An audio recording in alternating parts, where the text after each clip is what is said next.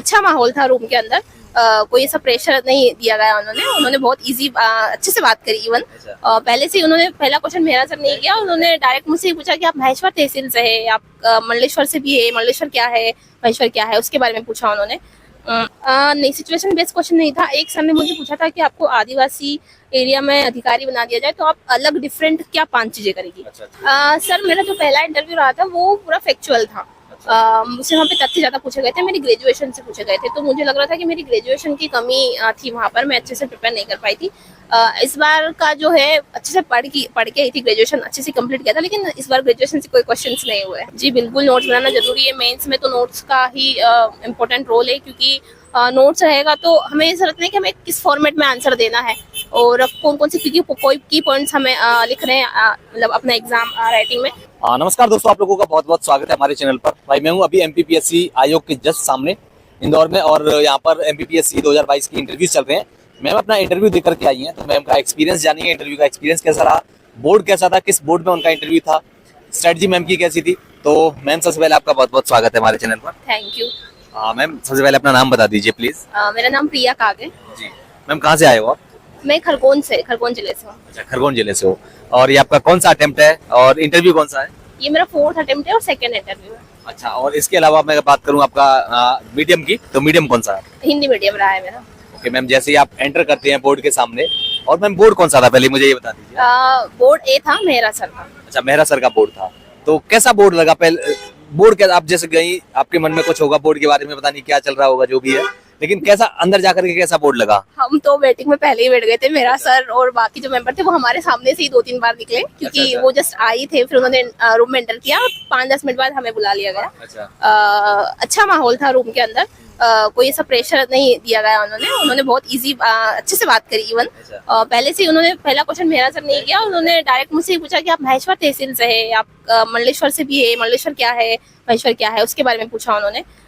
और निमाड़ क्यों फेमस है, निमाड़ की संस्कृति के बारे में बताइए, और देवी अहिल्याबाई का क्या योगदान रहा है वहाँ पर, तो वो बताइए करके। और एक क्वेश्चन उन्होंने मुझसे पूछा कि आप निमाड़ी में बोल के बताइए, तो मैंने ज्यादा अच्छे से नहीं, लेकिन टूटी-फूटी निमाड़ी उन्हें बोल के बताई। जी।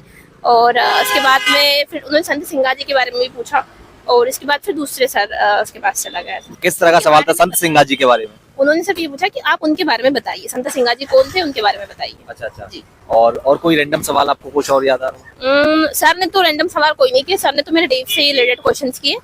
उसके बाद जो दूसरे मेंबर्स थे उन्होंने मुझसे क्वेश्चन किया, उन्होंने डेव से नहीं, उन्होंने मेरी हॉबी से क्वेश्चंस किए। एक सर ने कि आपकी हॉबी क्या रही है, और लोक नृत्य क्या होता है, डांस कितने प्रकार के होते हैं, इससे रिलेटेड क्वेश्चंस किए। और जो एक सर थे उन्होंने रैंडम क्वेश्चंस किए, उन्होंने युवाओं का मतलब युवाओं में जो भटकाव है उसका क्या कारण हो सकता है, हमारे देश में स्किल्ड युवा नहीं है उसका क्या कारण है, और खेती में जा रहे युवा सरकारी नौकरी में आ रहे हैं लेकिन मतलब कॉर्पोरेट फील्ड में नहीं जा रहे उस अनुपात में, तो उसके रीजंस बताइए। तो वो अलग डिफरेंट टाइप्स क्वेश्चंस थे। कोई सिचुएशन बेस्ड सवाल कुछ? नहीं, सिचुएशन बेस्ड क्वेश्चन नहीं था। एक सर ने मुझे पूछा था कि आपको आदिवासी एरिया में अधिकारी बना दिया जाए तो आप अलग डिफरेंट क्या 5 चीजें करेगी। अच्छा। तो उससे रिलेटेड एक क्वेश्चन उन्होंने पूछा था, और एक स्कीम से पूछा था कि लाडली बहना स्कीम जो चलाई जा रही है गवर्नमेंट, और इससे रिलेटेड और भी स्टेट्स में अलग अलग नाम से स्कीम चल रही है, तो उस पर सरकार का क्या है, मतलब सरकार को कैसे वित्तीय बोझ हो रहा है और उसका क्या समाधान हो सकता है, उससे रिलेटेड क्वेश्चन पूछे। IR का कोई सवाल? नहीं सर, IR का कोई सवाल नहीं। कोई नेशनल करंट अफेयर का? नो सर, करंट अफेयर्स मुझसे कुछ नहीं पूछा गया, मेरे से डेव से और गवर्नमेंट स्कीम्स और गवर्नमेंट। आपकी हॉबी क्या मैम? हॉबी डांस है, घूमर करना और मॉडर्न डांस फॉर्म। ओके, डेफ में आपने घूमर वगैरह डाला है? जी, घूमर और मॉडर्न डांस। घूमर से कोई सवाल नहीं था? घूमर क्या होता है, कहाँ पे होता है, और क्या है ये लोक नृत्य है, क्लासिकल नृत्य है, और कौन कौन से लोक नृत्य है, कहाँ कहाँ के होते हैं, अलग अलग स्टेट्स के 2-4 के नाम पूछे थे, तो वो मुझे बताया।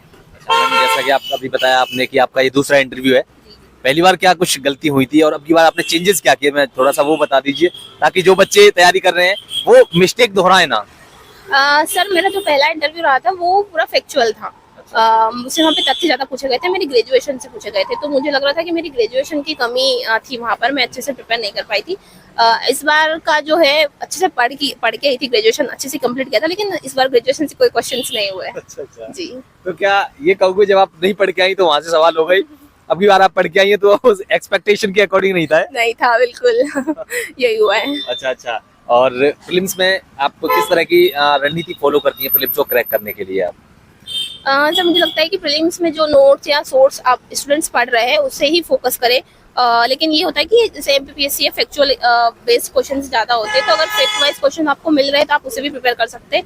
सर मेरी एक स्ट्रेटजी प्रीलिम्स फैक्ट को याद करने की ये रही है कि मैंने जो फैक्ट याद होते थे वो तो ठीक है, लेकिन जो नहीं याद होते थे मैं उनको एक अलग नोट में प्रिपेयर करती थी।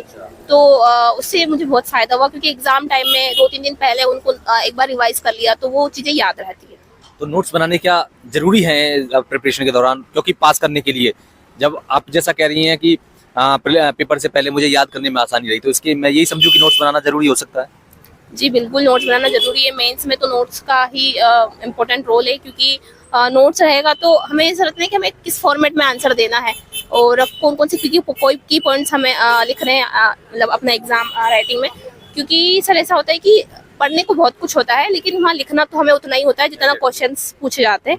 तो नोट्स बहुत इंपॉर्टेंट होते हैं, मुझे लगता है कि मेंस के लिए तो प्रिपेयर करना ही चाहिए। और मैम जरा मेंस के लिए भी बता दिए, आप मेंस का जो बार बार फोकस कर रहे हैं कि मेंस की किस तरह की आप आंसर राइटिंग की क्या अप्रोच होती है आपकी?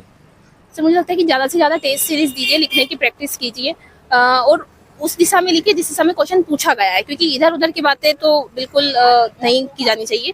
जैसे इंट्रोडक्शन दे दिया, जो की पॉइंट्स होते हैं वो डाल दिए, मेन पॉइंट्स 5-6, उसके बाद कंक्लूजन दे दिया। कंक्लूजन में आप कुछ चीज़ें जैसे करंट अफेयर्स की ऐड कर सकते हैं, कुछ सकारात्मकता के साथ उसको खत्म कर सकते हैं।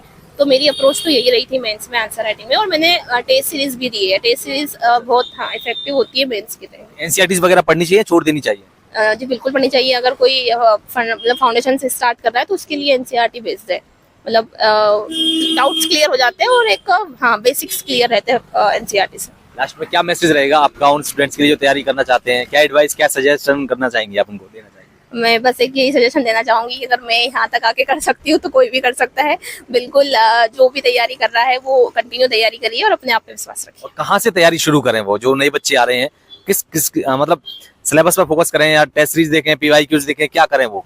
सर पहले तो आपको पढ़ना ही जरूरी होता है। आप पढ़ोगे उसके बाद ही टेस्ट सीरीज दे सकते हैं, क्योंकि बिना पढ़े टेस्ट सीरीज लगाने का कोई मतलब नहीं होता। आप पढ़िए फिर आप उस टॉपिक की टेस्ट सीरीज लगाइए तो आपको कॉन्फिडेंस भी आएगा। तो इसी तरीके से आप प्रिपरेशन को आगे स्टार्ट कर सकते हैं। Okay, thank you ma'am and all the best. बहुत बहुत शुभकामनाएं आपको।